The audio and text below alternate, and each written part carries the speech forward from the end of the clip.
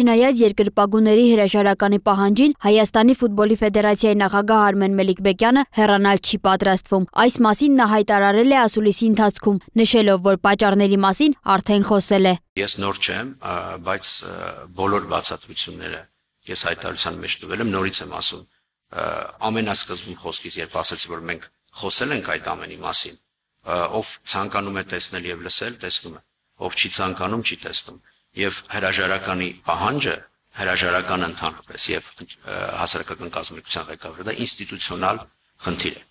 2019 թվականից մինչև այս պահը Մելիքբեկյանի նախագահության օրոք Հայաստանի ազգային հավաքականը կրել է 26 պարտություն, ունեցել է 13 հաղթանակ եւ 11 ոչ ոքի։ Իսկ այս պահին FIFA-ի դասակարգման աղյուսակում զբաղեցնում է 102-րդ հորիզոնականը, մինչև այդ 2018 թվականին 92-րդ հորիզոնականում էր։ Ֆեդերացիայի նախագահի պաշտոնում ընտրվելու ժամանակ Մելիքբեկյանը ներկայացնելով մինչև 2025 թվականի ծրագրերը նշել էր, կանեն հնարավոր է, որ 2022 կամ 2024 թվականներին հավաքականը խմբային փուլի եզրափակիչ դուրս գա։ Անդրադառնալով այս խոստմանը ֆեդերացիայի նախագահը նշել է.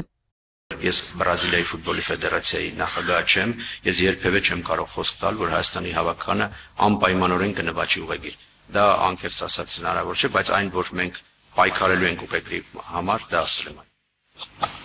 Մելիքբեկյանի խոստացված ծրագրերից շատերը չեն իրականացել կամ իրականացել են մասնակիորեն։ Ըստ Մելիքբեկյանի դրա հիմնական պատճառն արտաքին գործոններն են՝ համավարակը եւ 44-օրյա պատերազմը։ Մելիքբեկյանը նաեւ անդրադարձել է ենթակառուցվածքների զարգացմանը։ Նրա պնդմամբ 2019 թվականից մինչև օրս ֆեդերացիայի ջանքերով կառուցվել եւ ակումբներին են հանձնվել տարբեր ակադեմիաներ, մարզադաշտեր։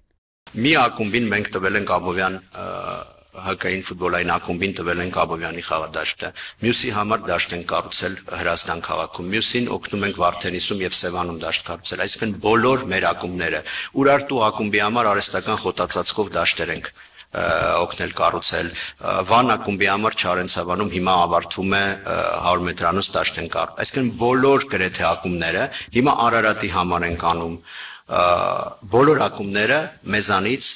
Հայաստանի ֆուտբոլի ֆեդերացիայից, ինչը իհարկե Հայաստանի ֆուտբոլի ֆեդերացիայի պարտավորությունների մեջ չի մտնում ենթակառուցվածքներ կառուցել եւ տալ ակումբներին։ Այլ երկրներում դա այլ կերպ է, բայց բնականաբար մենք հասկանում ենք իրավիճակը Հայաստանում եւ հասկանում ենք, որ եթե չլինեն ենթակառուցվածքներ եւ ակումբները չունենան ենթակառուցվածքներ, Հայաստանում ֆուտբոլը ել ավելի վատ վիճակում կլինի։ Ազգերի լիգայի անցումային երկու խաղերում Հայաստանի ֆուտբոլի ազգային հավաքականն ընդհանուր 9-1 հաշվով զիջել էր Վրաստանի ինտրանուն։ Մելիքբեկյանը կրկին անդրադարձել է հավաքականի ձախողմանը եւ նշել, բոլորը մեղավոր են այս պարտությունների համար, ամբողջ թիմը, մարզիչները, ֆուտբոլի ֆեդերացիան։ Հայաստանի հավաքականը խաղում էր առանց իրենց առաջատարների, նոր մարզիչը ժամանակ չուներ, որոշ ֆուտբոլիստներ իրենց հնարավորությունից բավական ցածր խաղացին։ Ես կարող եմ ասել, որ Հայաստանի ֆուտբոլի ֆեդերացիան այն ինչը վատ եմ անում Ձեր հարցինի պատասխան նախապատրաստական process-ը բավական լավ էր կազմակերպել Վրաստանի հավաքականի խաղի, խոսքը գնում է կազմակերպչական հարցերի, ադմինիստրատիվ հարցերի եւ այլն, իսկ մնացածը զուտ ֆուտբոլային տիրույթում է, որը մինչ օրս մենք շարունակում ենք վերլուծել եւ մենք կտեսնենք դեռևս այդ պարտությունների պատճառները ապագայում ինչպես կանրադառնան, ինչպես կլինեն։ Մելիքբեկյանը նշել է նաև, որ Հայաստանի ֆուտբոլի ֆեդերացիայի ձեռքբերումները միայն հավաքականի խաղերում չէ, որ կարող է արտահայտվել։ Մասնավորապես ֆեդերացիան պետությանը 1 միլիարդ դրամի հարկ է վճարել, ներդրումներ է կատարել հաշմանդամություն ունեցող անձանց համար նախատեսված ֆուտբոլում եւ միջազգային մրցույթներին մասնակցող փախստականների հավաքականում։ Մելիքբեկյանը խոսել է նաև Հայաստանի ֆուտզալի հավաքականի գրանցած պատմական նվաճումից։ Ֆուտզալի ազգային հավաքականին անդրադառնալով ասեմ, որ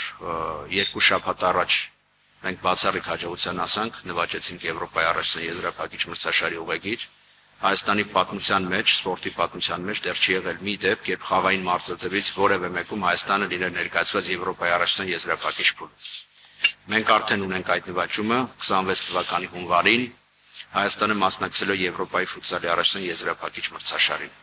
Նա նաև հայտարարել է, որ UEFA-ի գործկոմի անդամի պաշտոնում իր ամսական $20,000 աշխատավարձի մասին լուրերը կեղծ են։ Մելիքբեկյանի խոսքով լրագրողները չեն ուսումնասիրել UEFA-ի պաշտոնական հաշվետվությունը, իրականում նրա աշխատավարձը զգալիորեն ցածր կլինի։ Ի դեպ, պաշտոնական տվյալներով 2023 թվականին UEFA-ի գործկոմի անդամի աշխատավարձն իսկապես զգալիորեն ցածր է եղել՝ տարեկան $180,000, այսինքն ամսական մոտ $14,800։ Մելիքբեկյանի պնդմամբ Հայաստանի ֆուտբոլի ֆեդերացիայի գլխավոր նպատակն այս պահին 2029 թվականին Հայաստանի եւ Վրաստանի համատեղ հայտացուցակով ֆուտբոլի աշխարհի երիտասարդական առաջնության անցկացմանը հասնելն է։ Այս հայտի վերաբերյալ որոշումը կկայացվի այս տարի, սակայն մինչև այդ դեռ անելիք կա, հաշվի առնելով ենթակառուցվածքների մեծ պակասը։ Սոնա Գիշյան, Free News, Ազատ լուրեր։